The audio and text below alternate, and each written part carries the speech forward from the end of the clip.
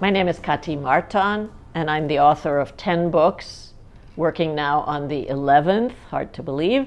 I choose subjects that focus on a not so well-known individual, and through one remarkable character, I try to expose a whole landscape of politics and history.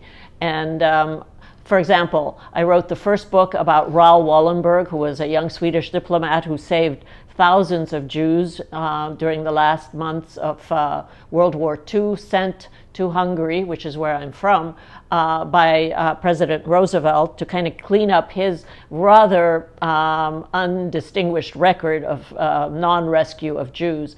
And this young Swede, who had no background in humanitarian or rescue business, managed through sheer guts and creativity to save thousands from the Nazis by making them instant Swedish citizens. So that was my first book, and that's what decided me on the next one, which was also about a Swede. I seem to have a tropism for obscure Swedes who do great things. This one was the first Arab-Israeli peace negotiator working for the UN, who was assassinated by an Israeli terrorist organization.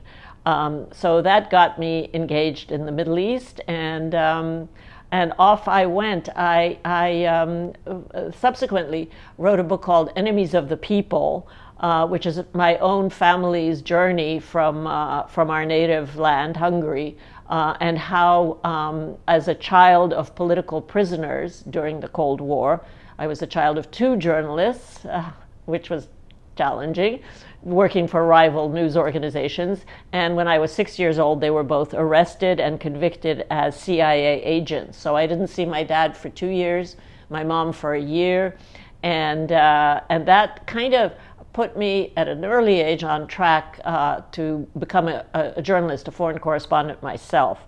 Then after that, my next book was about a Texan who left his native Fort Worth to seek his fortune in the world, and became one of CBS News' star reporters, and was murdered under gruesome circumstances during the Greek Civil War. And I love solving mysteries, and this was a mystery that that journalists had failed to solve, even though they honor this man who was killed whilst doing his work for CBS.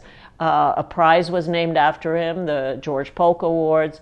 But I think I did a pretty good job of unraveling that case, and that put me on to my next book, which was the story of how American presidential marriages actually impact on administration. So not the usual first lady as decorator, first lady as fashion plate, but historic first ladies who had real serious impact, political impact on various administrations. And of course, the highlight of that book, I portray 9 administrations, 9 marriages, is Eleanor Roosevelt, who's kind of the gold standard first lady.